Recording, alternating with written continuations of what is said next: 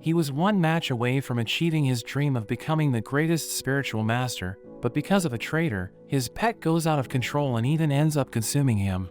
But he's mysteriously reincarnated into another body. The story begins with a boy named Fawn, who we learn is the leader of the Lingxiao Pavilion. He goes to his family's ancestral hall, where he tells his parents that he's been working hard so he can reclaim their lost reputation, and mentions that once he wins the competition, their sect will be promoted to the Class A, and he asks his ancestors to watch over him. After that, Fawn's students wish him luck, and he summons a giant eagle, which he uses to fly away. On their way, Fawn brings out his spirit pet named Nyan, which impresses everyone who sees it, since it's massive. When they arrive at the competition, an old man wonders how the league allowed the Lingxiao Pavilion to enter the A-class tournament, because he thinks they're nobodies. But another master disagrees, because Fawn was born into a reputable family, but they faced an unfortunate decline, and he was the only one who survived. The master notes that Fawn built the entire sect by himself, but they reached the B-class in record time, and he mentions that Fawn has connections with him. So he knows that Fawn has a great understanding of spiritual pets, thinking he has a promising future. Meanwhile, Fawn goes to see his students, and a spirit cat named Jaime hugs his legs, so its master Duan gets jealous. But another student thinks that Fawn should take it back, since it clearly likes him more. A disciple named Guling wonders if Fawn needs anything, so he invites Duan outside, reminding him of their promise to become the strongest. Fawn mentions that it's finally time to turn their dream into reality, and he gives an inspiring speech, telling his disciples they should march towards the absolute peak. The Lingxiao Pavilion enters the arena, and Fawn summons Nyan, which impresses everyone, including his opponent Hong. But he still thinks Fawn is nothing compared to him, and he summons his great ape, telling Fawn to bring it on. The spirit pets charge at each other, but as Nyan opens its mouth to consume the ape, it counters with a devastating uppercut. Fawn launches a water attack at Hong, but he uses his ape's fire to block it, and the ape starts attacking Nyan. It grabs Nyan by its mouth and throws it towards the audience, but Fawn saves everyone by moving it toward the sky. He launches multiple water attacks towards the ape, but they have no effect, and the ape ascends to its final form. Its entire body is covered with flames, and it launches a giant fire punch towards Fawn, which worries Guling, but Duan tells her to trust him. He begins Nyan's ascension, which turns it into an immortal black whale, and it consumes all the flames. The ape becomes angry and continues to attack, but Nyan counters with a stream of water, which creates smaller whales from the water droplets. The water flows back towards Nyan, as Fawn and Hong go all out with their final attack, and as they clash with the ape, there's a massive explosion.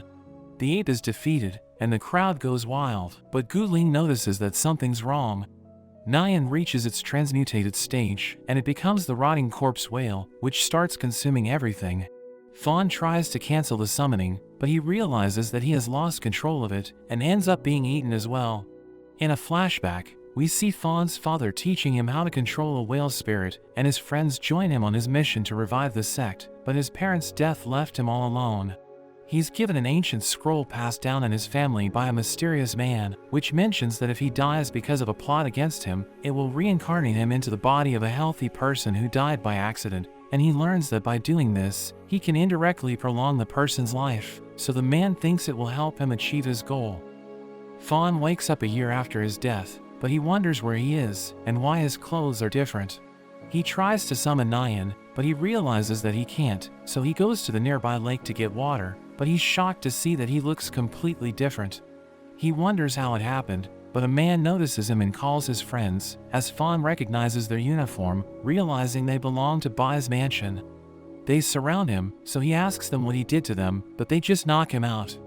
After that, Fawn wakes up and finds himself chained in a dungeon, so he thinks that all his efforts to take his sect to the A-class have been wasted, but he's happy to be alive. He knows he needs to start all over again, but he wonders who betrayed him and caused Nyan to lose control. He also wants to know more about the real master of his new body, so he decides to check his spiritual pets, but he's surprised to see a dog named Teddy and a cactus. He asks them about their skills, and Teddy starts peeing on the ground, while the cactus lifts it into the air. He realizes that someone's coming, so he quickly hides them before the door opens, and the guard calls him Lu. He notes that Miss Bai wants to see him, but he's disgusted by the smell, so Lu mentions that he couldn't hold it in. On their way, Lou starts asking questions, but the guard completely ignores him and takes him directly to Bai's chamber. Lou manages to free his hands, but he hides them before the guard sees him, and as he enters the room, she asks him if he knows why she kept him alive. So he tells her that it must be because she's generous, and she wishes for him to correct his mistakes. But she accuses him of drugging her water, and she notes that she has never been humiliated like that, telling him even killing him won't satisfy her. She notes that she'll keep him in prison for the rest of his life, so he can serve her as a servant, which freaks him out, and he mentions that he isn't trained for that. He steps back, telling her to find someone else for the role, but she tells him he isn't allowed to leave, and uses her spirit snake to send him flying. She wonders if he's already dead, but he summons his spirit pets, which make her laugh, because she thinks they're no match for her. She sends her snake to attack them, but Lou tells his pets to stick to the plan, and he distracts the snake with Teddy while he launches the cactus towards the snake, and it starts to restrain it with its vines. Bai is impressed that Lou can fight with two pets at the same time, but she refuses to lose to him. The snake slams its body to the ground, which loosens the cactus's grip, and the snake eats it. But it turns out to be part of Lou's plan, as vines cover the snake's entire body and stop it from moving. Lou tells Teddy to use its ultimate move, so it jumps into the air and pees at the snake, which disgusts Bai. She notes that his pets are as disgusting as him, so she must get rid of them at all costs, and she activates her snake's second phase, which covers its entire body with flames. It burns Lou's spirits, so he calls them back, but she tells him he should worry about himself, and the snake charges at him. He falls into the water, which makes him wonder if he's about to die again, but he suddenly sees a catfish. Lou comes out, and Bai is impressed that he's still alive, but she notices that he's established a bond with her brother's catfish. She notes that catfishes were once cultivated into invincible whales, but during last year's competition, the catfish of the Lingxiao Pavilion lost control and devoured its own master. He tells her it was just an accident, but she mentions that the league issued a termination letter, so the catfishes were wiped out. But her brother decided to keep one in the pond, and she thinks it's the only one left on the continent. She thinks that only the master of the Lingxiao Pavilion can cultivate the fish, so it's a useless pet to everyone else, but hearing this makes him angry. She sends her snake to attack him, but he grabs it by the mouth and tells Nyan to devour it. She's shocked as the tiny fish eats the snake, and he uses the opportunity to escape, but her men chase after him. So he jumps off the cliff and uses the cactus to swing to the other side. Bai is disappointed by the news of his successful escape, and she tells her men to bring him dead or alive. But there's suddenly a gust of wind as her brother Tangshu arrives, asking her who she's trying to kill. Meanwhile, Lou wakes up as a bird lands on his face, and he realizes he wasn't dreaming. Bai tells her brother what happened, and he's sad that he lost his catfish, but he mentions that its only skill is devouring, telling her it may consume its master as well. He believes that only Fawn can take it to its full strength, but he's already dead, so they don't need to worry about Lou, telling her he'll deal with him in the future. Lou reaches the Haiyun Inn and introduces himself as a member of the Lingxiao Pavilion, which attracts everyone's attention. He asks for a transport pet, since they have an agreement with the inn, but the receptionist asks Lou to show him his sect code, along with the moves and words. Lou shows it to him, but he doesn't recognize it, so he checks it in his book, and finally finds the Lingxiao Pavilion. Lou asks for a sonic falcon, but the receptionist reveals that their sect was removed from the list, so he has no choice but to rent a pig. On his way, he remembers how the receptionist told him that the sect was degraded to D class because Fawn died, and the League issued an order to eliminate all catfish, while the other sects robbed the Lingxiao Pavilion of its remaining resources, so it was removed from the League list and became a folk organization. Meanwhile, one of the disciples of the Lingxiao Pavilion named Tong cooks a number of dishes, but Duan wonders what she's doing, reminding her of the condition of their sect. So she explains that she doesn't know, but she just has a feeling they'll have an important guest. Lou goes to the spiritual pet services, where he asks the receptionist to heal his pets and issue status certificates for them. He goes to another counter and asks the shopkeeper if they have the defense skill bubbles, so he mentions that they only have one left. Lou is happy that things are going smoothly, but a man named Zhu suddenly arrives and mentions that he'll buy the last volume at 3 times its price. The storekeeper explains that he has already sold it to Lou, but Zhu refuses to give up and summons his pet. Lu tells him to wait, but he doesn't attack, and instead invites Lu outside to share a meal with him, since he actually knows the real Lu.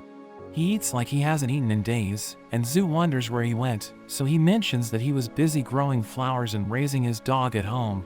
But Zhu thinks something's wrong with him, since he didn't drink at all. He makes an excuse that he had too much last night, but Zhu tells him that if he can defeat him in a drinking competition, he'll give him anything as a reward.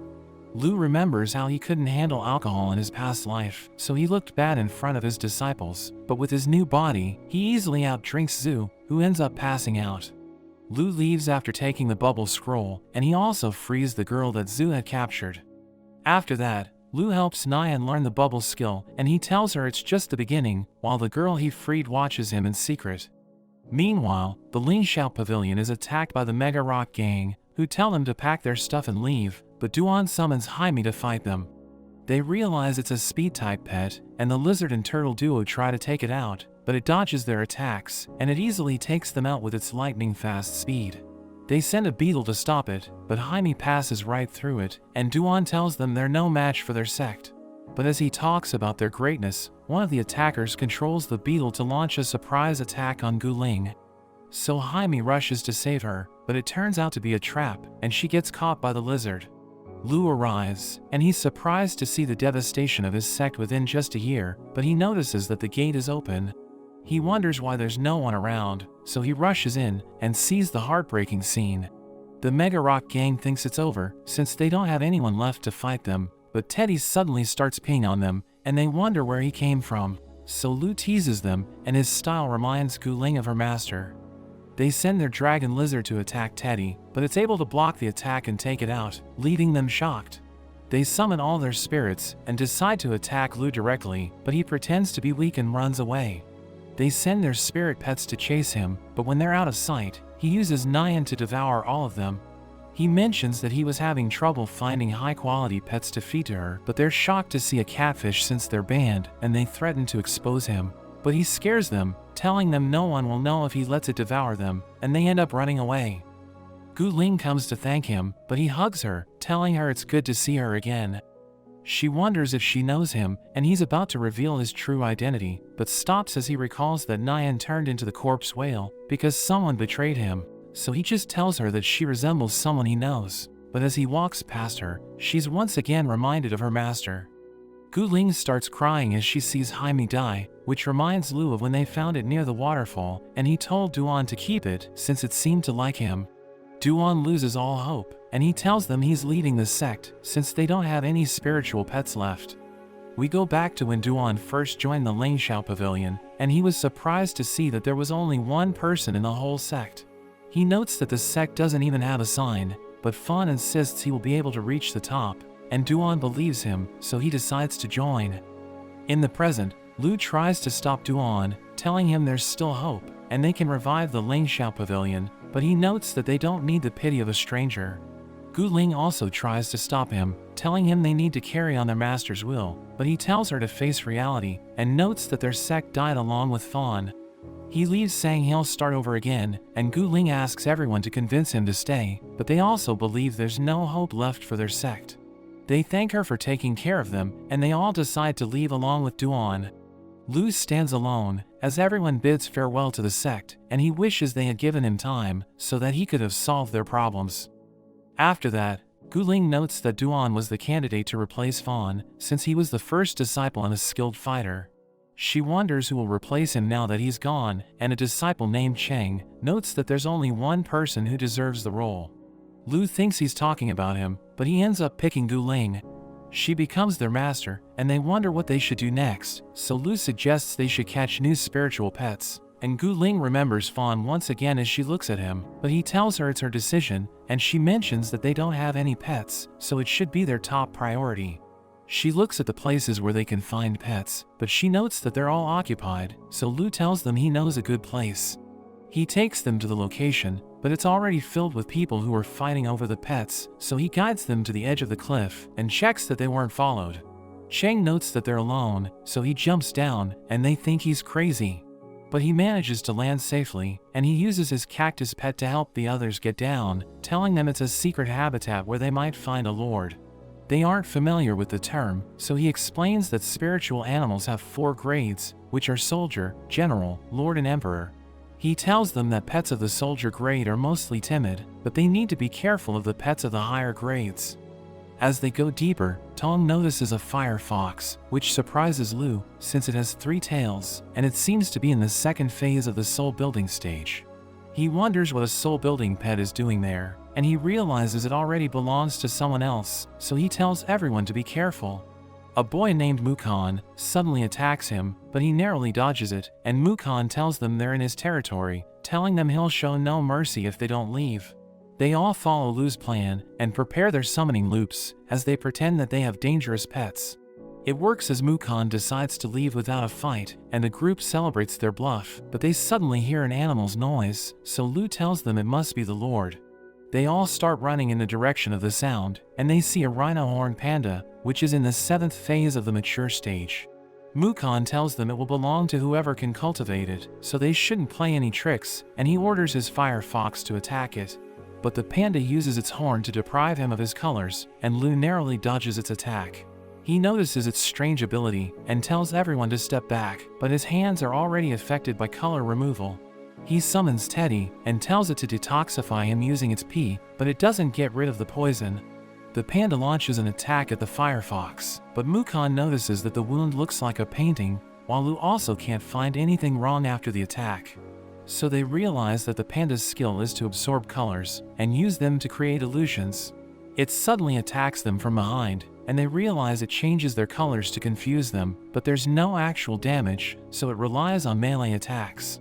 Mukon tells his fox to attack from a distance, but the panda manages to hit it with a piece of bamboo.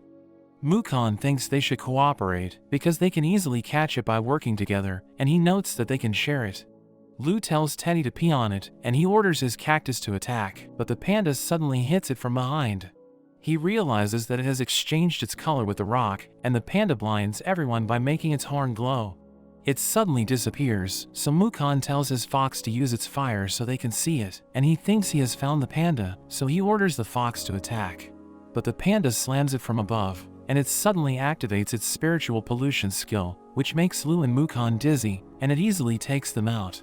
Teddy realizes it must take matters into its own hands, and since dogs have color blindness, he uses its sense of smell to find the panda instead, and he attacks it from behind.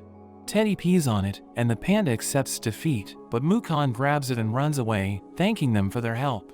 Lu mentions that they'll need to try their luck at the fair once again, while Mukon carries the panda to the Yi's sect. He introduces himself to the guards, and tells them he's there to see Master Yan, who leads the Leisure Society. Yan is happy that Mukon managed to catch a Lord-level pet, and he thinks Mukon should join their sect, but he tells them to stop wasting his time and release his pet. So they bring out his ice fox, but instead of freeing it, they end up capturing his fire fox instead. Yan tells him they can't let him recall his pets, so they must finish him, and Yan's men suddenly attack him. One of them holds him from behind, but Mukon steps on his toes and knocks him out. He gets overwhelmed, and he asks Firefox for help, so he stops them with her flames, and he manages to defeat them. He tells his opponents to bring it on, but Yan snaps his fingers, and his pet called Shadow suddenly appears behind Mukon and slams his head to the ground. At the fair, Guling and the others find Lu's wanted poster, but she tells them that it doesn't look like him, and they should just keep an eye on him. After that, Guling tries to withdraw the funds of their sect, but the accountant tells her they don't have anything left. She wonders who took it, and Lu feels guilty since he did it, so he offers to help them, telling them he has some savings. Guling finds a cute pet, and Tong helps her lower the price using her negotiation skills, which impresses everyone. Cheng also gets a red thorn pony, which makes everyone happy, but as they're walking in the market, a man stops them and tries to sell them the rhino horn panda. They become angry seeing it, since they were the ones who caught it, and Guling tells him it belongs to them. But he realizes that she's a part of the Langshao Pavilion, so he reminds them how his group showed them mercy, since they didn't wipe them out last time. She becomes upset hearing this, but he reminds her that they can't use their pets in public, or else they'll be punished by the League. Cheng tells them the panda escaped, but he actually gave it a cloth to cover himself, to trick the man into opening the cage. The panda takes him out, and Tong asks it to become her spiritual pet, because she's too weak on her own to protect her sect. It accepts her as its new master, so she follows what Gu Ling taught her, and successfully establishes a bond with it. Lu notices that the two foxes are also for sale, and he thinks Mukon would never sell his own pets, so he frees them. They show him that Mukon was caught, and they need help to save him, but Cheng wonders if they can fight the Yi sect. Gu Ling notes that the Leisure Society has already made trouble with them, and their leader is at least as strong as a spiritual general. But she believes that if Fawn were there, he would definitely help them. Lu tells them he has something to show them, and he takes them back to the sect, where he gives them a letter from Fawn, which mentions that he left something for them. They reach a tree, where they find a box, and another letter which mentions that if they're reading it, it means he must already be dead. He tells them he couldn't pay proper attention to them, and he's sorry for that, but he tells them to be hopeful, because their sect will return to glory. He tells them he left things that will help them get stronger, but Gu Ling gets emotional reading his letter, so Cheng and Tong comfort her. Yan tortures Mukon to dissolve his bond with his pets, but he knows that even if he follows their order, they'll still kill him. Lu and the others suddenly attack the Yi sect, taking out the guards in their way, and the noise makes Mukon wonder what's happening outside. Lu and his friends appear, telling him it's been a few days since they last saw each other, and they free Mukon, while his pets rush to meet him. Lu tells everyone to free the other pets while he distracts the headmaster, but Mukon wonders why they saved him, so Lu mentions that they need his help since he's strong. A disciple of the Yi's sect tells Yan that they've been attacked, which impresses him since they have guts. Lu looks for Yan, and he finds a treasure house where there are several precious artifacts, including upgrading materials. His pets pick it up, so he promises to upgrade them after he defeats Yan, but he tells Lu it isn't necessary, because they can share it if he joins their sect. Lu rejects his offer, and notes that he came to get revenge for the Lingxiao Pavilion, but Yan mentions that Fawn was set up by a traitor, so he wonders who he's after. Yan's shadow pet, which is at the 7th phase of the soul building stage, attacks Lu from behind, but his cactus pulls him back to save him. The shadow chases Lu, but he throws the precious items at it, and it surprisingly stops chasing him. He looks back, and sees that Yan and his shadow spirit are carefully putting the items back on the shelves, so he tells his pets to start destroying everything, which makes Yan lose it. Lu thinks it will keep them busy for a while, but the shadow suddenly attacks him, and he starts bleeding, so he realizes that he needs help. The rest of the team hears a blast, and Gu Ling worries about Lu, but he appears behind her, and tells them he needs their help to buy enough time for him to recover. Meanwhile, Yan attacks Mukon, but his foxes defend him, and he taunts Yan to come and get them. His firefox attacks the shadow, but it disappears and shows up behind him, but his ice fox protects him. Lu tells Tong to use the light style skills of her pet, but as the panda faces off against the shadow, it disappears and goes to the other side. Lu realizes he's recovered, but the cactus is still upgrading, so Cheng sends his pet to attack the shadow together with the foxes. The foxes hold the shadow, while Cheng tries a firewheel attack, but Yan upgrades his shadow to the next phase. He orders it to finish them off, and it easily takes out their pets, and he orders it to go after the masters next, so the shadow moves through the ground, and captures Gu Ling. Yan praises them for putting up a good fight, and he thinks it's a shame that it's the end of the Lingxiao Pavilion. But as he orders the shadow to finish her, Lu summons Nian and manages to free her, but she can't believe he has a catfish. Lu controls Nian to send the shadow back, and Yan orders it to attack from a distance, so it launches dark crystals, which Nian tries to dodge, but she ends up getting hit. It slams her to the ground, and starts torturing her, so Lu tells her to get rid of it using the bubble technique that she learned. She manages to escape, and pushes the shadow back to its master, while Lu uses the cactus to control the shadow and hit Yan. He covers it with vines to immobilize it, and Yan is angry that Lu used his materials to upgrade the cactus. Lu sends Nian to devour the shadow, but as she bites its head, Yan orders it to break free, so it slams the cactus to the ground, and digs its fingers into Nian. But she refuses to give up, and speeds up the devouring, as Lu tells her to make sure it can't touch the ground, so she uses her full force, and manages to devour it. Yan is shocked seeing this, but he notices that the shadow's core is still intact, and Mukon sends his firefox to grab it. But Yan uses the last bits of his shadow's power to punch the fox, and it drops the core to the ground. Lu rushes to get it, but the shadow suddenly slams him, and he knows that he only needs to land one hit to destroy it, because it's already heavily damaged. But since they're all in such terrible shape, he wonders if it's all over for them. But the girl that Lu rescued suddenly appears, and she destroys the core. Yan tries to attack her from behind, but she manages to dodge it and kicks him away. Lu recognizes her from before, and he thanks her for saving them, but she becomes flustered and runs away. After the fight, Mukon tells them that since he helped them defeat Yan, they should give him most of the treasure. But Lu uses his dog's power on him, and he completely forgets what he was talking about. Lu tells everyone to select their pets, but a fire-style steel ball captures his attention, so he tries to establish a bond with it. He thinks he has succeeded, but he suddenly sees a strange vision and collapses to the ground. They take him to the sect and wonder why he passed out, but he isn't sure what happened, so they go to prepare food for him. Lu is happy that they can upgrade their pets into the soul building stage with the materials they found, and he summons Nyan, asking her to let him check her space. So she forms a bubble and consumes him, and he notices that as the space grows, its function also becomes stronger. He thinks that before the D-class assessment exam, all their pets can reach a high phase of the soul building stage, and he believes that Gu Ling couldn't have been the traitor.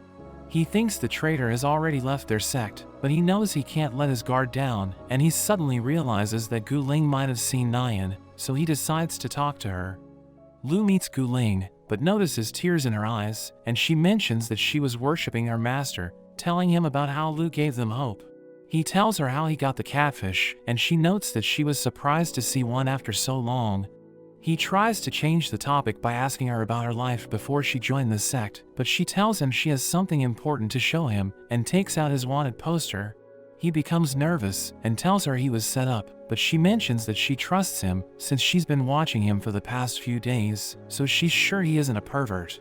She notes that his behavior reminds her of her master, so she wonders if he's actually Fawn. Cheng and Tong hear their conversation secretly, and Lu knows he can't reveal his identity before finding the traitor, so he accepts the charges against him. Cheng rushes in and ties him with a rope before dragging Lu to his room, telling him to reflect on his actions. Tong asks Gu Ling if she believes Lu has something to do with their master, but she thinks it's impossible because Fawn would never have any connections with a bad person. She tells Tong to ignore it since they need to focus on the D-class assessment competition.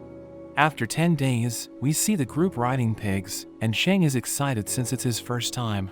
But his mount goes out of control, and he ends up crashing, while Gu Ling mentions that they have a tight budget, so they need to work with what they have. On their way, Tong is nervous because it's her first day, and Gu Ling tries to comfort her by telling her they're only going to the regional competition venue, so they should take it easy. She explains that a few plains sects will gather in their region, and they'll be taken to the competition island by an examiner, so Cheng wonders if they can defeat them. But they suddenly hear a sound, and they see that it's the girl who saved them against Han. They soon reach the examination square, which is full of competitors, and one of the groups recognizes them as a former Class B sect. So they start mocking them, which annoys Cheng, but Gu Ling tells him to ignore them. Gu Ling meets the examiner named Li, who notices that she's become a master, and she wonders why there are so many participants, so he tells her it's because of their sect.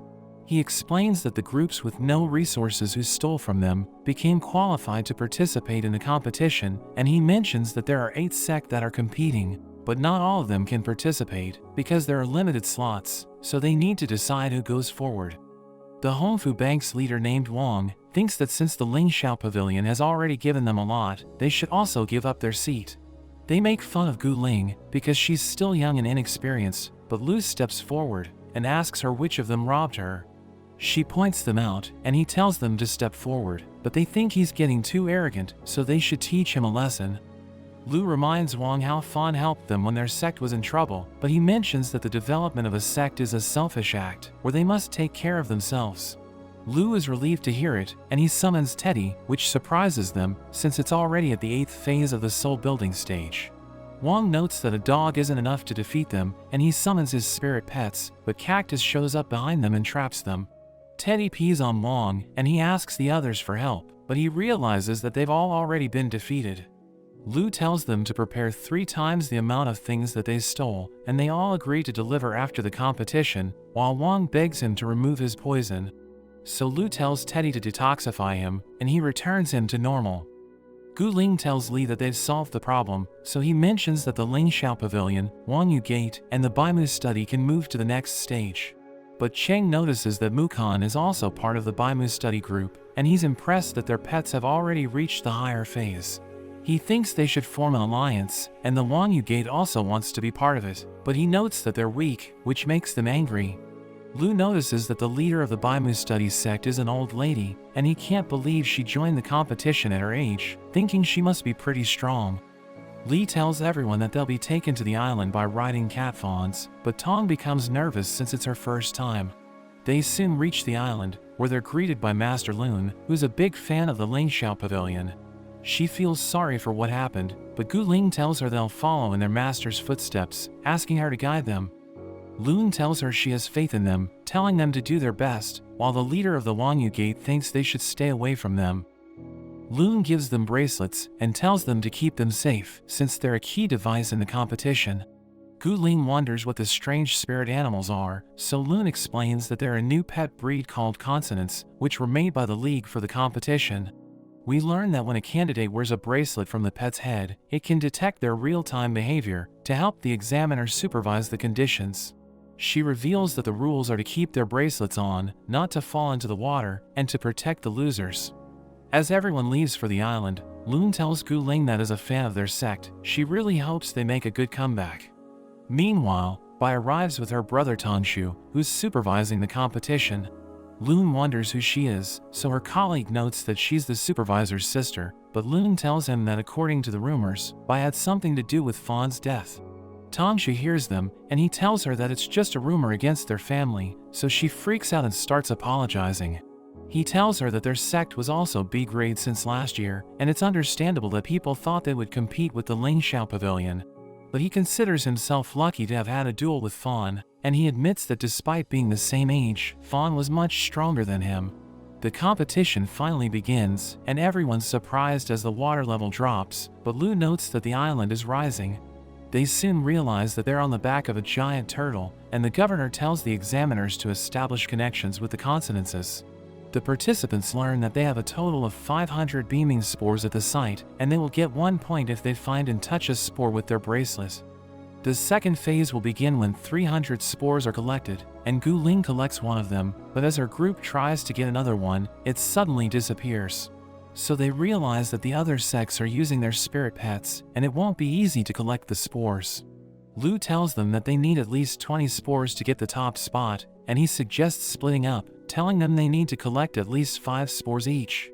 Bai notes that the participants are quickly collecting the spores, and she notices that the Tianyun sect has already gathered 18 of them. But the governor tells her that the red spot means that they've taken off their bracelets and put them on their pets to manipulate the rules. They suddenly realize that their pets have gone missing, and a man named Xing Liao from the Beacon Society of the Yi sect arrives with their pets, telling them to stop playing dirty. He threatens them with his pet and tells them they can't yield without their bracelets, but the examiners note that they've been eliminated since they took the bracelets off for more than 3 minutes. Bai wonders if they really failed to put on their bracelets, and her brother tells her they may have been attacked, so the governor sends examiners to check it out. Meanwhile, Lu hears the announcement that the Tianyun sect has been eliminated, and he worries for his team's safety, but he hides as another group suddenly arrives. He sees that it's Lu's friend Zhu, and he wonders what he should do, but Teddy suddenly rushes to their side, so they realize he's hiding nearby. Gu Ling sees a spore, and she collects it, but there are 2 men who suddenly show up, telling her to put it down.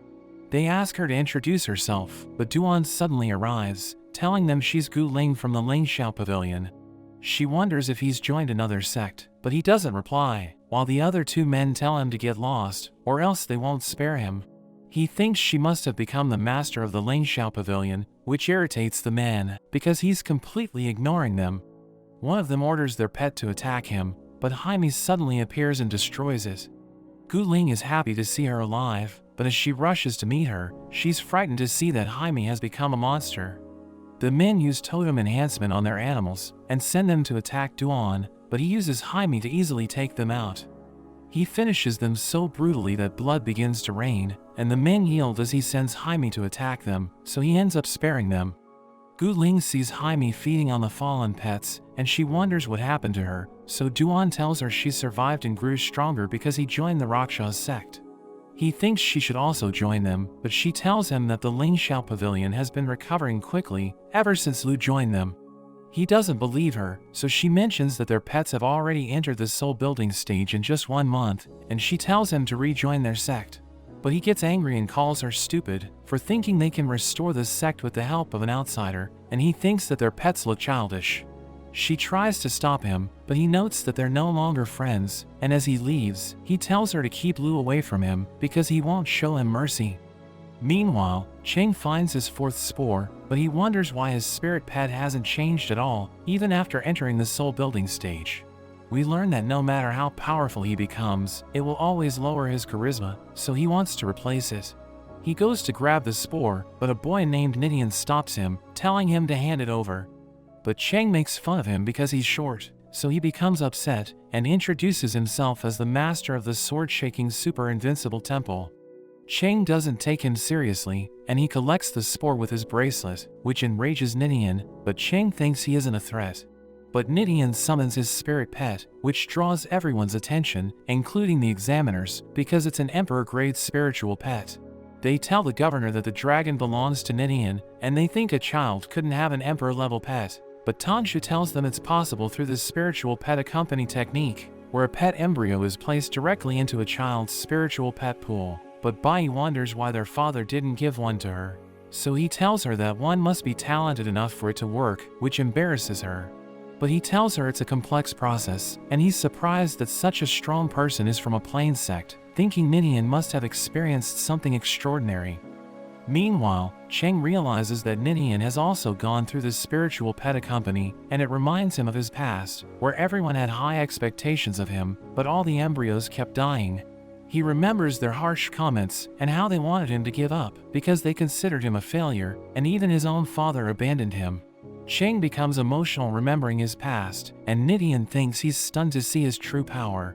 But he notes that the spiritual pet accompany isn't a big deal, so Nidian thinks he's being arrogant and attacks him.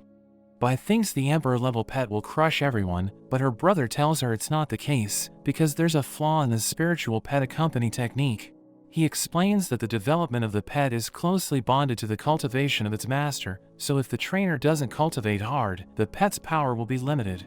Cheng wonders where the dragon went, but he sees that it's on the ground, and Nidian mocks it for missing a target at such a close range. They start arguing with each other over whose fault it was, so Cheng uses the opportunity to attack them, and he throws a stone into the air, telling Thorn to shoot it. It shatters the stone, converting it into spikes, so the dragon destroys them with its fire, but it also hits the turtle, which causes it to start moving.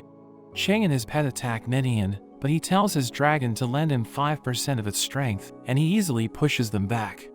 Cheng refuses to give up even though there's such a power difference, but Nidian easily blocks all of their attacks, so Cheng decides to attack with Thorn, but he punches them away. Nidian becomes bored, and he continues to hit them, but Cheng keeps getting back up, thinking his power must have a limit. He sees that Nidian is losing his power, so Thorn attacks him once again, but he tells the dragon to lend him more strength, and he easily crushes Thorn. He's about to hit Cheng, but his father suddenly arrives and tells him to stop, so he becomes annoyed. But his father tells him that if he hadn't stopped him, he might have killed Cheng, but he notes that he wouldn't go that far, since he was just trying to scare him. His father notes that he has already gone too far by summoning the dragon, since it must have drawn everyone's attention, and he tells Cheng to yield if he wants to live. But he chooses death over giving up, which shocks him, and Nidian notes that his father looks too simple and honest to pretend to be a bad person, so nobody takes his threats seriously. He wonders how many points Nidian has collected, so he notes that he managed to get one, and Cheng thinks he's about to be punished, just like his father punished him in the past. But his father tells him he's proud of him, which makes Cheng jealous. But he's happy to see that Thorn is alive, and he calls out to Nidian, telling him he will defeat him one day. Meanwhile, Tong's panda finds a spore and gives it to her, as she notes that it's doing a good job, so she tries to talk to it, but it keeps ignoring her. They see beams of light disappear, so they realize that there are competitors nearby, but the panda doesn't seem to care. It encounters a group of girls, and Tong thinks she doesn't stand a chance because she's outnumbered. but it challenges them to a fight, and they realize that it wants their spores, but Tong wonders why they haven't collected them with their bracelets. The panda attacks them, so they realize that they have no choice but to fight, and they think they can defeat it with their ultimate move. So they summon their cute pets, which attack the panda together, but it easily takes them out, and the girls start crying. Tong tells them to surrender their spores, but they explain that they can't, because they need the spores to save their friend Yan Mei. They reveal that they're a new group from the Qingyu house, and their master told them to join the contest for exposure, but they weren't expecting the other competitors to attack them. They explain that they can't fight, because their pets only know how to act cute, and Yan Mei was taken hostage, so they need to collect spores to save her. They mention that she'll die if they fail, and Tong decides to help them, telling them to take her to the man who took their friend. The girls return to the man, who asks them if they were able to collect the spores, but they tell him they were only able to collect 3, so he threatens to kill Yan Mei. But they mention that they know the secret to winning the contest, and they pretend to pull it out, as he looks forward to seeing it. But the panda suddenly appears behind him, and it pulls his pet away, so he orders it to attack, but the panda destroys it with a single hit. The girls think Yan Mei is safe now, but the man suddenly starts laughing, and we see that he planted a spine-breaking worm in her neck. He tells everyone not to make a move, threatening to break her neck if they don't cooperate, so Tong orders the panda to stand down. He mentions that he'll plant a spine-breaking worm on everyone's necks, so that they will become his slaves, but Tong suddenly starts to lose it. She remembers a traumatic event where she was forced to make a difficult choice, and she suddenly starts screaming as the man prepares to plant his worm on her. But she suddenly grabs onto him and smashes him into the ground, which knocks him out. The panda removes the worm on Yan Mei's neck, and the girls are glad that she's safe, but they realize that Tong has gone berserk. She tells them to stay away, but she suddenly collapses, so they wonder if she's okay.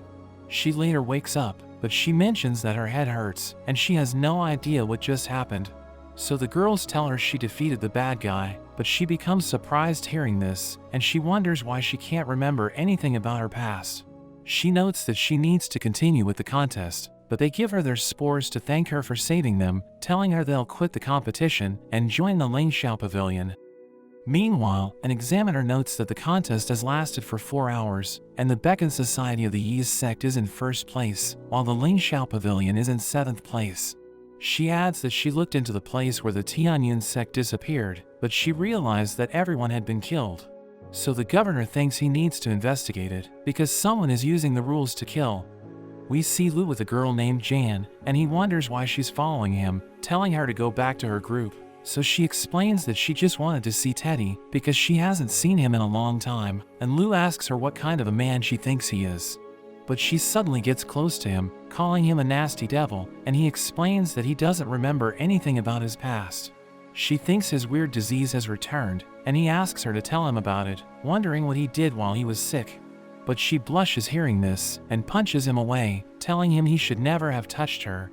The fire fox suddenly appears, and Mukon wonders why it didn't attack him, but his master asks him if Lu is their enemy. Mukon explains that he's their friend, and tells Lu to help him collect spores, but they suddenly see a man with an ominous aura. Mukon's master asks him who he is, so he introduces himself as Xing, revealing that he's a master from the Recap-kun Society of the Yi's sect. Mukon tells him there's no reason to fight, because there are no spores in the area, and Xing realizes he has a point, so he prepares to leave.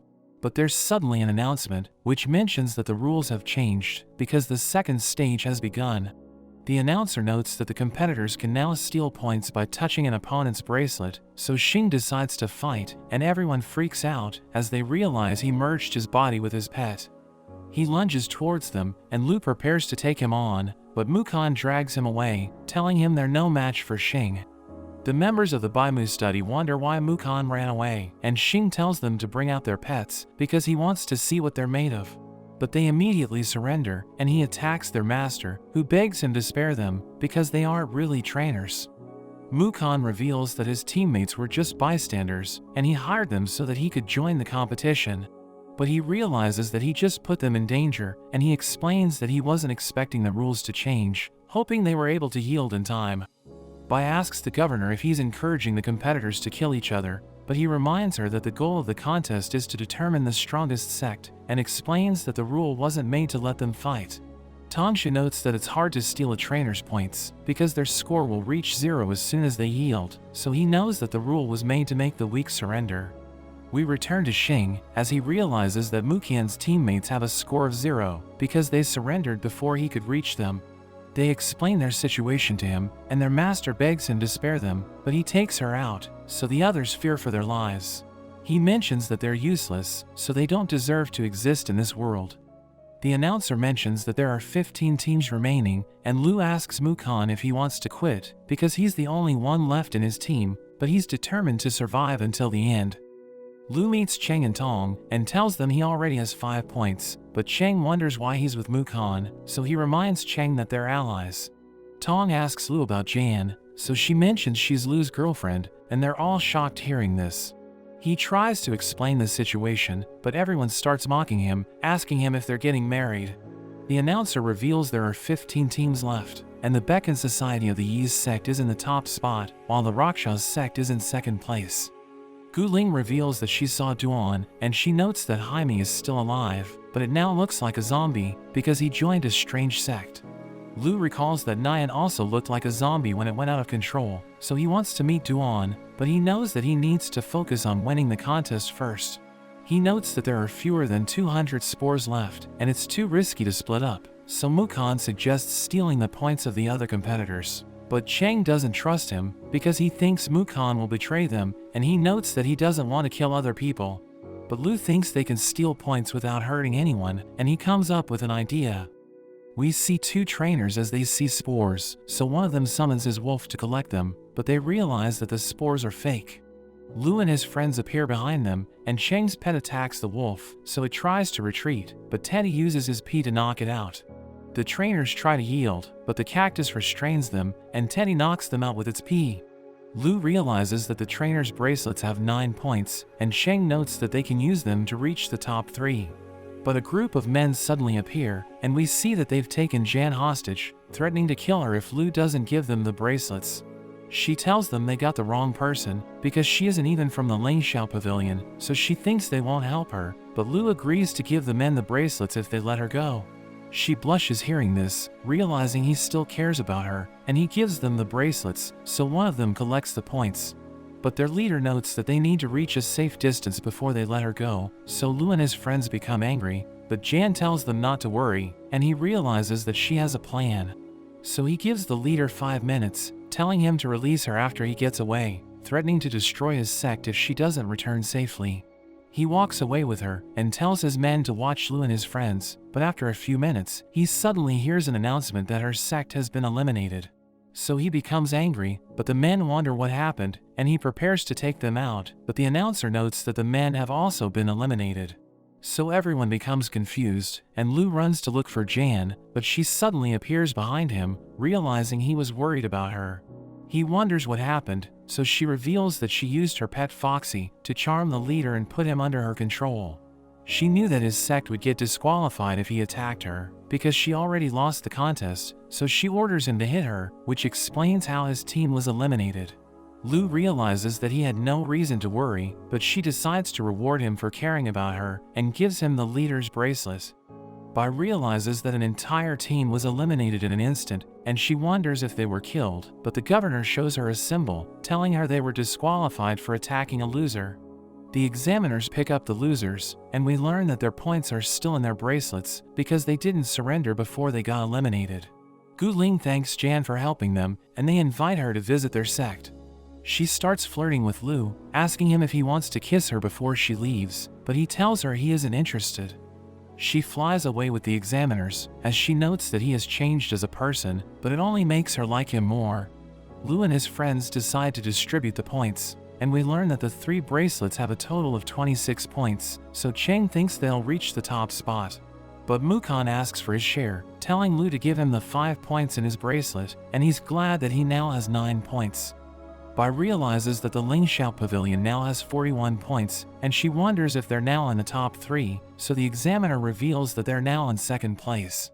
Tangshu becomes happy hearing this, and he thinks they're amazing, because they eliminated their opponents without killing them.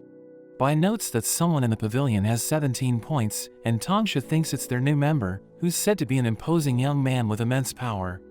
She becomes interested in him and she wants to meet him, so she tells her brother they should visit the pavilion after the contest.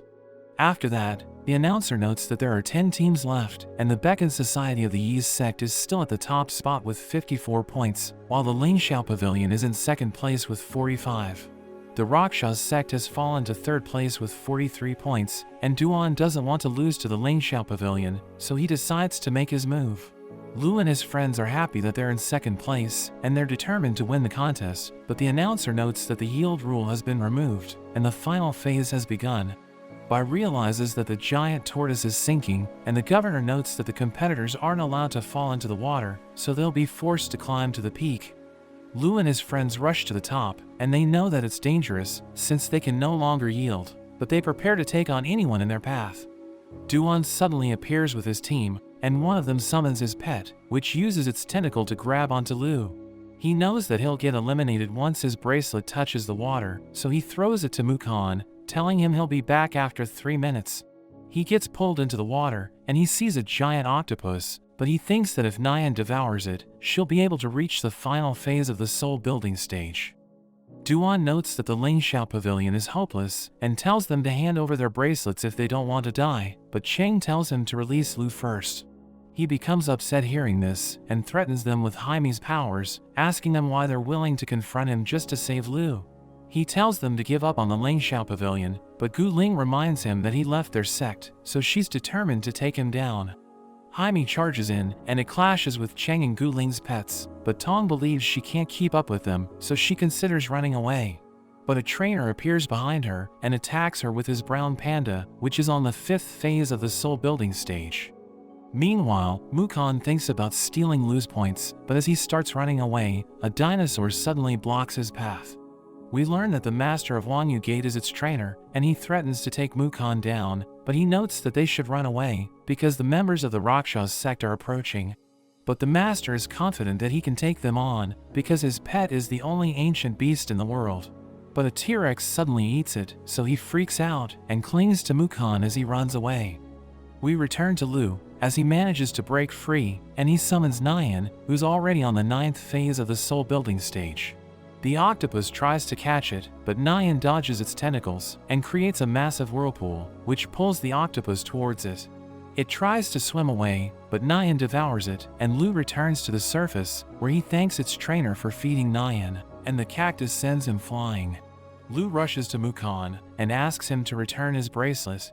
He's glad to see Lu, and tells him he's been protecting it with his life, but he can't hear Mukon because of the wind. The T-Rex appears, and he returns Lu's bracelet, but he runs away with it, and Mukon can't believe he just left him to die. Lu approaches Tong, who notes that her pet is struggling against the brown panda, because it doesn't want to listen to her. But he tells her not to worry, and uses his cactus to restrain its opponent, before ordering the panda to paint Nyan. Jaime defeats Cheng and Gu Ling's pets, but Lu suddenly appears, and he summons Nyan, but his friends wonder why it looks different, so he explains that it has turned into a bird. Duan reveals that he dislikes Lu, because he's trying to imitate Fawn, but he notes that Duan was the one who betrayed Fawn. He prepares to take him on, and tells Cheng to help Mukon, who's still running away from the T-Rex. Cheng appears before him, and he orders his pet to attack a tree, but the T-Rex protects it, and its trainer comes out of hiding. He's impressed that Cheng was able to find out where he was hiding, but the T-Rex continues to attack, so the Master of Wanyu Gate gives Cheng his bracelet and runs away. Cheng wonders how he can defeat the T-Rex, because his pet's attack didn't work, and Mukon reveals that he tried using his foxes, but they couldn't damage the T-Rex. Cheng suggests using a combination attack, and Mukon orders his foxes to create an elemental vortex, which allows Cheng's pet to launch ice and fire spikes. The T-Rex starts burning, so they realize that fire is its weakness, and they can defeat it by piercing its skin with flame spikes. But its trainer reveals that it has a special technique, and it unleashes a terrifying roar, which stuns the other pets. It prepares to finish them off, but Nidian suddenly knocks it out, and he can't believe his dragon was affected by the roar, because it's an emperor-grade pet. Cheng thinks he went there to save them, but he explains that he was just passing by, when he saw a bracelet on the ground. He picks up the Wanyu Gate Master's bracelet, but they end up fighting over it. We return to the panda, as it continues to struggle against its opponent, and the enemy trainer notes that it's no match for his pet, so he tells Tong to hand over her bracelet.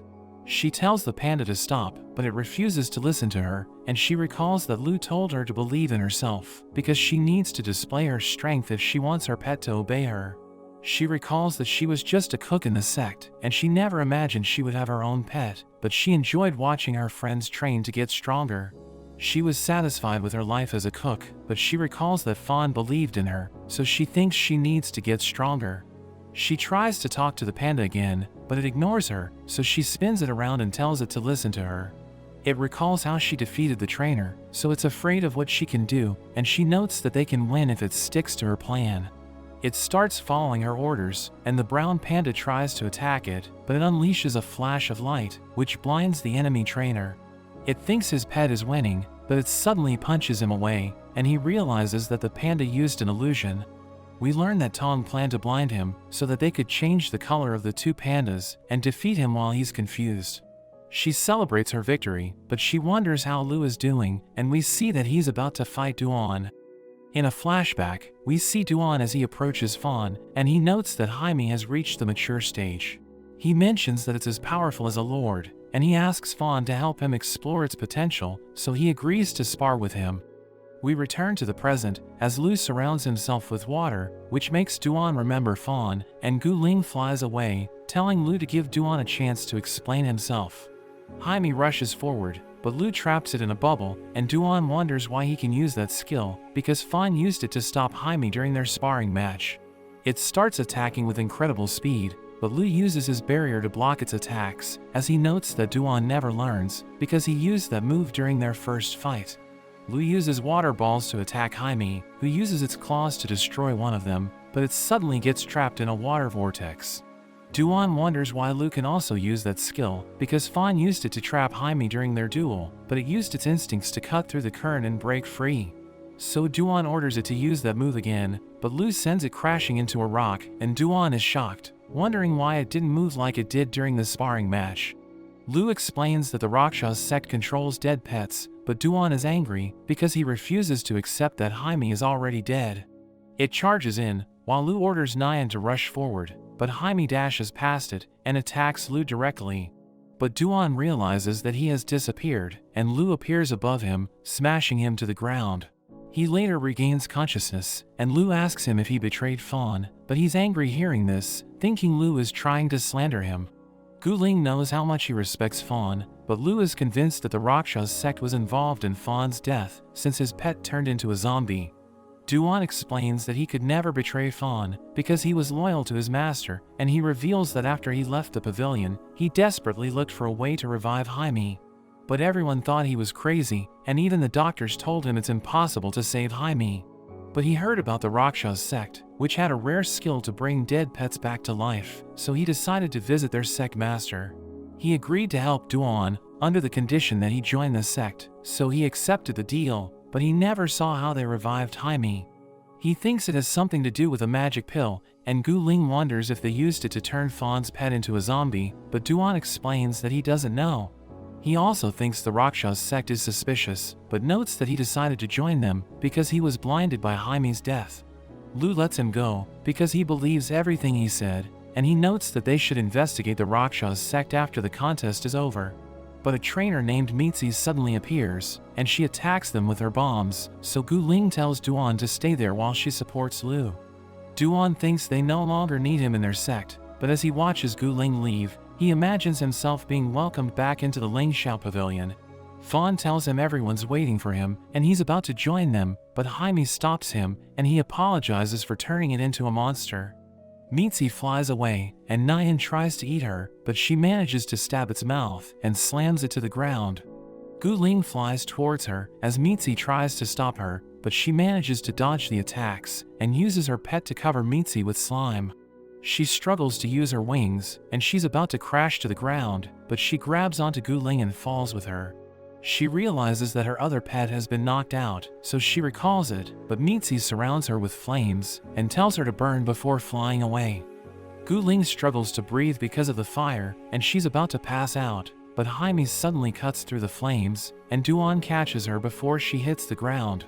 He walks away with her, but she notes that Jaime is still in the fire, and she wants him to save it, but he tells her it isn't necessary. He knows that Lou is right, because Jaime is already dead, but he can't let go of it since he has become too attached to it. He recalls the moments he spent with it, and he starts crying, but he knows that he needs to let it rest, so he continues to walk away, and the fire consumes it. We see the master of the Wanyu Gate as he waits for the examiners to pick him up, and he hears an announcement that there are only 6 teams left. But he realizes that someone's approaching, so he runs away, and Xing sends him flying. Mukon remembers him as the person who killed his teammates, and another master from the Yi's sect named Armteeth mentions that it's time for dinner. Their leader Kawai mentions that Mitzi is still having fun, and we see her throwing her bombs to attack Lu, who uses his cactus to defend himself. The foxes attack Xing, but he easily overpowers them, and the panda rushes towards Armteeth, who stabs it with his arm. Tom rushes to its side, but he realizes that she's wide open and manages to land a solid hit. We see Nidian's father watching Xing fight, and he thinks they should get out of there because Xing is too powerful for them. But Nidian mentions that he wants to fight him, so his father scolds him, reminding him that he's already out of energy. In a flashback to 3 months earlier, we see Nidian's father telling him that they'll enter the contest, and he wants him to be their sect master.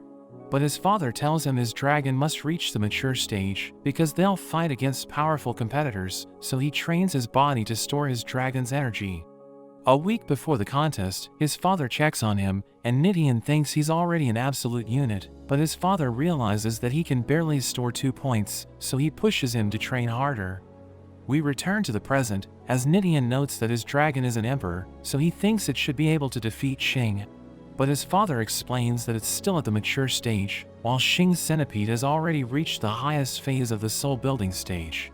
Nidian mentions that he'll use the forbidden skill, and his father tells him not to act recklessly, because they've almost won the contest. But he explains that he wants to help Cheng, because he considers him as his friend, so his father tells him to go for it. Xing prepares to kill Cheng, but the dragon suddenly appears behind him, and Nidian tells Cheng he can't die yet, because he still needs to defeat him. The dragon grabs onto Xing, who stabs it with his spikes, so it crashes to the ground, but Nidian knows that it's still alive. He notes that he can store 25 points because of his training, but he already spent all of it earlier, and he doesn't want to look bad, so he decides to use his forbidden skill. He tells the dragon to lend him 10 points, and its energy flows into his body, while his father can't believe that he actually used his power loan skill. He charges in, and manages to land a devastating blow, which knocks Xing down. But he gets back up, and starts attacking relentlessly, as Nidian struggles to defend himself, because he's running out of energy. Xing prepares to finish him off, but he tells the dragon to lend him 10 points again, and he punches Xing away. So he becomes angry, and traps Nidian with his spikes, as Cheng tries to save him, but Xing easily defeats his pet. Nidian tells the dragon to give him 30 points, and his body starts overflowing with energy, but his father knows that he needs to pay high interest on that loan. He crushes Xing's spikes, as he easily overpowers him, and he uses his sky-destroying punch to finish him off. Meanwhile, Armteeth finds the panda hiding behind a rock, and he attacks it with his arm. He can't believe it's still alive, and he prepares to finish it off, but Tong orders it not to die as she activates her resonance skill. Armteeth recognizes it as a lord's skill, while the panda grabs onto his arm and defeats him with a devastating blow. We return to Nidian, as he takes Xing's bracelet, and Cheng thanks him for coming to his rescue.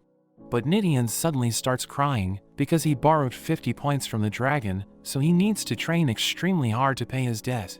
Lu dodges Mitzi's attacks, and restrains her with his cactus, before transforming his steel ball into a sword. He uses it to cut her down, and he asks Gu Ling what happened, so she notes that Duan has finally come around. But he suddenly drops her, and gives Lu his bracelet, telling him he'll no longer work in the Raksha sect. So Gu Ling wonders if he'll return to the Lingxiao pavilion, but he explains that he needs to stay in the Raksha sect, because he still needs to investigate Fawn's death. Kawai realizes that his teammates have been defeated, so he uses his skill to steal their pets, and notes that it's time to put an end to the contest. He fires a laser beam at the turtle, causing it to sink, and everyone realizes that the water level is rising. So the governor orders the examiners to save the drowning candidates, and we see that Nidian can't swim, but Cheng saves him, telling him they're about to be eliminated since they're in the water. So he orders his dragon to take him to the sky, but his father reveals that it's also struggling in the water, and the examiners save the candidates. Loon tells Kawaii he went too far, but he explains that he didn't break the rules, and an announcement mentions that several teams have been eliminated, so he thinks he has won the contest. But the announcer mentions that it isn't over yet, because Lu is still in the game. Bai is glad that the Lingxiao Pavilion hasn't been eliminated yet, but she wonders why they're still fighting, because she thinks they don't stand a chance against Kawaii. So Tongshu explains that the people respect them because they never quit, even though the odds are always against them. Lu uses an ascending material to take Nian to the next stage, and he approaches Kawaii, who looks forward to seeing what he can do. He summons Nian, and Kawaii launches his bombs, but Lu traps them in a bubble, which he feeds to Nian. It fires the bombs at Kawaii, but he manages to dodge them and pushes Lu back with an energy blast. He fires countless projectiles, which set the forest on fire, but Lu uses Nian to knock him down. But he immediately recovers and fires a powerful energy beam, which sends Lu flying. But he activates his Lord's Resonance skill, and Nian eats him, as their movements become perfectly synchronized. Kawaii fires his laser beams, but Lu dodges all of them, and Nian takes to the sky, as it starts absorbing Kawaii. He fires projectiles as he tries to stop it, but it spins around as it deflects all of them, and it lands a devastating blow, which sends Kawaii crashing to the water with tremendous force. He wonders how Nian became so agile, and he continues to fight on, as he asks Lu what kind of trick he used. So he explains that his vision and feelings are connected to Nian, and they can see Kawaii's movements in slow motion. He attacks them with everything he has, and Nian tries to dodge them, but ends up getting hit. Kawaii follows up with a massive fireball, but it launches Lu towards Kawaii, and he transforms his steel ball into a gauntlet, which he uses to deliver the finishing blow. Kawaii crashes to the ground, and Bai is happy that the Lingxiao Pavilion won the contest, telling Tongshu he wants to meet the man who led them to victory. Lu waits for the examiners to pick him up, as he thinks about the future of the Lingxiao Pavilion, thinking they will finally have the resources to grow stronger after they join the league. But Kawaii's pets suddenly eat him, and they transform into a monster, which fires an energy beam. Nian tries to dodge it, but it hits his fin, so Lu recalls it, and the monster suddenly approaches him. He wonders how he can defeat it, and it touches his eye, but his body is suddenly surrounded by a strange power, and a voice tells the monster to stop bothering him. A fist punches the monster away, and Lu wonders what's happening, but he notes that he doesn't care, as long as the strange power defeats the monster. It charges towards him, but the fist suddenly disappears, and he wonders why the power isn't doing anything to help him. He thinks he's doomed, but a snake suddenly attacks the monster, and we see that it belongs to Tongshu. Bai also appears, and he tells her to take care of Lu while he deals with the monster, so she thinks it's her chance to talk to the hero of the Lingxiao Pavilion. But she realizes that he's acting strange, and the voice wonders why he's still alive, because it killed him when he refused to accept its terms. It tells him it's hungry, so it wants to eat Bai, and it takes control of his body, but when she sees his face, she wonders why he's the hero of the Lingxiao Pavilion. She summons her snake, and orders it to attack him, but he just throws it away, and he pushes her down, so she starts to freak out. Tongshu's snake stabs the monster, and he uses his skill to freeze it, as his snake delivers the finishing blow. But he freaks out as he sees Lu with Bai, and he kicks him away, telling him to get away from her. Lu falls into the water, and he thinks about the voice that talked to him, realizing it's responsible for the original Lu's death. Tongshu's snake pulls him out, and Bai mentions that she has a beef with him, so Tongshu realizes that he needs to deal with him. The Lingxiao Pavilion is announced as the winner of the contest, so everyone celebrates, but Gu Ling wonders why Lu isn't with them, and an examiner mentions that Tongshu took him away. We see Lu heading to Bai's mansion, as he mentions that the fates conspire against him, but Bai laughs at him because she thinks justice has been served. Tongshu reveals that he used to play chess with Fawn, and he notes that he despised him because Fawn was from a plain sect. The other big sects also looked down on him, but he maintained his composure and supported the pavilion, even though everyone judged him. Tongshu reveals that it's the reason why he respects Fawn, but he notes that the pavilion has become a D-class sect, and he wonders if Lu can compare to Fawn. He thinks about his friends, who all want the pavilion to return to its former glory, and he realizes that he needs to do his best for them. So he tells Tangshu that they won't yield to fate, and they'll make the pavilion greater than ever before. Tangshu tells him he's similar to Fawn, but he asks Lu about the catfish he stole, and he notes that he already ate it. So Tangshu tells Bai to take him to his chamber, because he wants to punish him for what he did. Meanwhile, Guling writes a letter to Fawn, telling him they're a D-class sect once again, and she notes that times were tough, but she felt like he was there helping them. Lu summons Nyan, and he tells it to believe in him, because he'll do anything it takes to get the pavilion back to the top. But that's where this video ends. Remember to like and subscribe to the channel. Thanks for watching, and I'll see you next time.